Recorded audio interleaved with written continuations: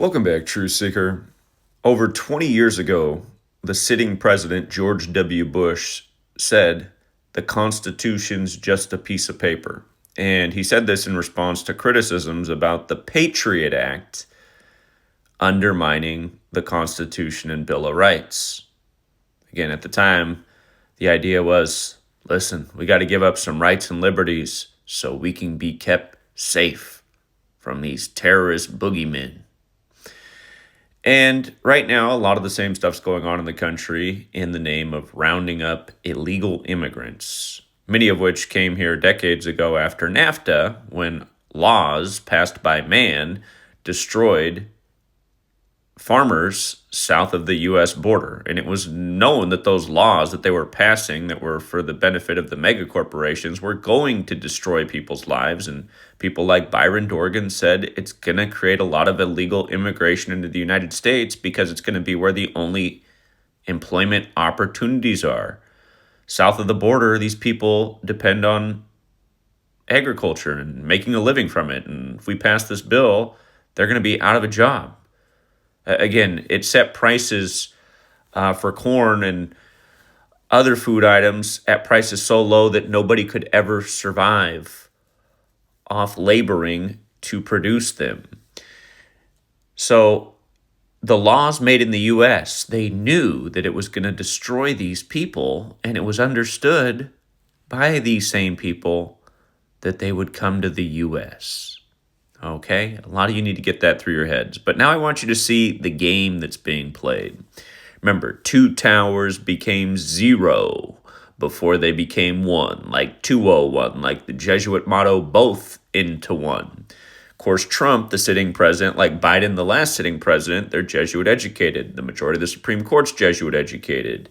A disproportionate amount of people in Congress and the Senate are Jesuit educated. The Jesuits have been warned about from the beginning of this country. The Jesuits served the Catholic Church, funneling in Catholics from south of the border. I think it's been part of the plan. But look at this, you guys. On Wednesday, it was announced that ICE has declared that they have the ability to go into people's homes without warrants. And apparently there was a memo out there from May 12th, 2025 with these plans, but AP published this on Wednesday that this is now what ICE is going to do. Go into people's homes if there's suspected illegal immigrants in there, and they're going to round them up without a warrant. Now, look at this.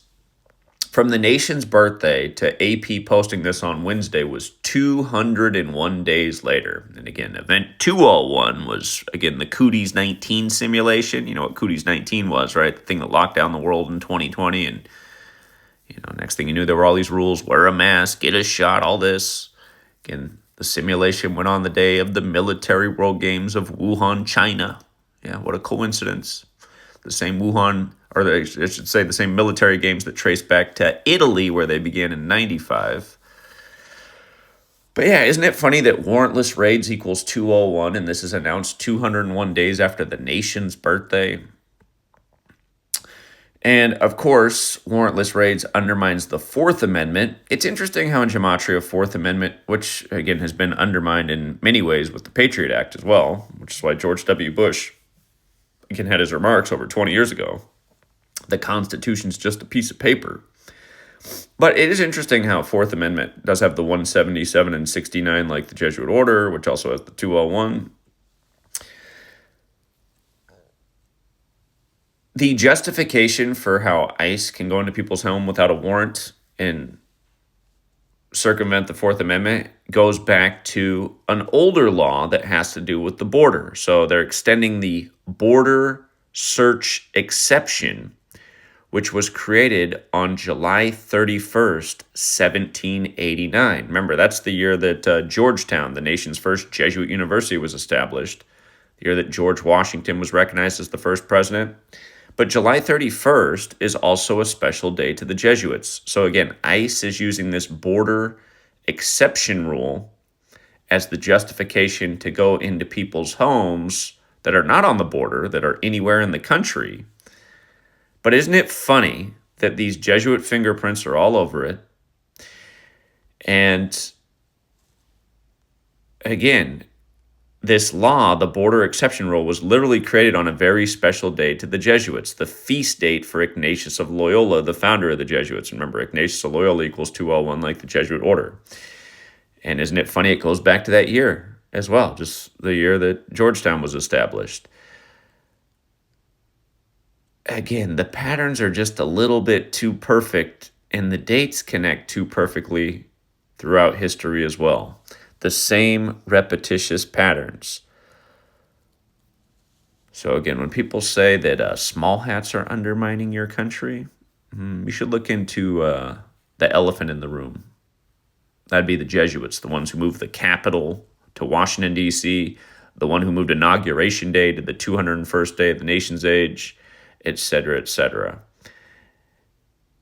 And also, just about ICE, don't forget it was created out of the Patriot Act, and it was created on the 60th day of the year. I shouldn't say it was created out of the Patriot Act. It was created out of the aftermath of 9/11 with the Department of Homeland Security and Patriot Act and all these things that came out of it. But it was created on the 60th day of the year, if you look it up. We're coming up on ICE's birthday, which is March 1st. Remember, we're going crazy with ICE after the 60th presidential election, I should say, which gave us Donald Trump in 2024. And don't forget, 60 is important to the Jesuits as well. Their first decade with the Roman Catholic Church, their order was limited to 60 members. Don't forget that Trump said July 14th, 2022, exactly 60 weeks after the first ever Jesuit Ignatian year began. Remember, it ran more than a typical calendar year. It went from May 20th, Cannonball Day, 2021, which was the 500th anniversary of Ignatius of Loyola being shot with a cannonball, went from May 20th, 2021 to July 31st, 2022. And that was the day Bill Russell died, Jesuit educated from San Francisco, played for Boston, died right after the Boston-San Francisco NBA Finals. But yeah, Trump's announcement that he'd run for the 60th election was July 14th, 2022, exactly 60 weeks after the first ever Jesuit Ignatian year began. Don't forget that Donald Trump equals 60 in Gematria, who's Jesuit educated, who's really promoting ICE, which came to be on the 60th day of the year. But also that same day, that was the day his ex-wife fell down the stairs and died. And then remember, he buried that ex-wife on the 201st day of the year, July 20th, 2022. And this is what I mean about these repetitious patterns as we watch these. And don't forget, Joe Biden sacrificed Beau Biden 201 days before Pope Francis's birthday, the first Jesuit pope, the first to live in Suite 201 at the Vatican. But yeah, this is the undermining of the nation, one excuse at a time, one storyline at a time, whether it's believing in the terrorists when the two towers became zero before they became one, or the cooties 19 after the Event 201 simulation, or, the illegal immigrants are going to get us when most of these people being rounded up are just people who came here to support themselves because their livelihood was destroyed by NAFTA in the early 90s. And again, you notice after these installations of the beefed up military state, the surveillance state, for whatever the excuse is, it doesn't go away after. It stays here and it becomes more and more of a burden for the people who live in this country, not the terrorists, not the people who might spread the germs, not the illegal immigrants, but we the people. And we're paying these massive bills for all of these beef ups in the police military surveillance state. So, yeah, just follow the dates. What's being used to justify the warrantless raids is something that passed on Ignatius of Loyola Day. Are you kidding me? In the year that the first Jesuit university was established? Remember Jefferson and Adams, they said the Jesuits, if they come out of suppression, they can undermine this nation. And they both died together on the same day, July 4th, 1826. Go figure. We'll leave it there for now, Truth Seeker.